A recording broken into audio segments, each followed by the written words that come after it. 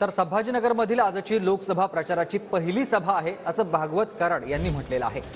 महाराष्ट्रामध्ये महायुतीचा 45 जागा जिंकण्याचा संकल्प आहे। संभाजीनगरचा खासदार हा महायुतीचाच असेल असा दावा भागवत कराड यांनी केली आहे। तर आमच्या सभेसारखी अमित शहांची सभा होणार नाही। आजची सभा म्हणजे वरून जाहिरातबाजी आणि आतून निरुत्साह असं उत्तर दानवेंनी त्यावर दिलंय। ही सभा महाराष्ट्रातील पहिलीच प्रचार सभा म्हणता येईल आणि ही भारतीय जनता पार्टीने आयोजित केलेली आहे। या सभेच्या माध्यमातून छत्रपती संभाजीनगर असेल, मराठवाडा असेल आणि महाराष्ट्र असेल, जे महायुतीच्या माध्यमातून टार्गेट ठेवलेलं आहे 45 लोकसभेच्या जागा जिंकायचं, ते जिंकून त्याहीपेक्षा आम्ही पुढे जाऊ असा आम्हाला आत्मविश्वास आहे।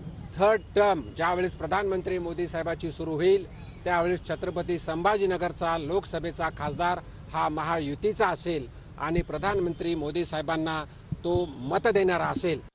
वरून मोठं मोदी शहा घोषणा होतात, खाली जनतेत या गोष्टीने भारतीय जनता पार्टीचे लोकांच्या घरी सुद्धा जाऊ शकत नाही सभेला या म्हणून निमंत्रण द्यायला। फक्त जाहिरातीवर टीव्हीवरच हे चालू आहे सभा।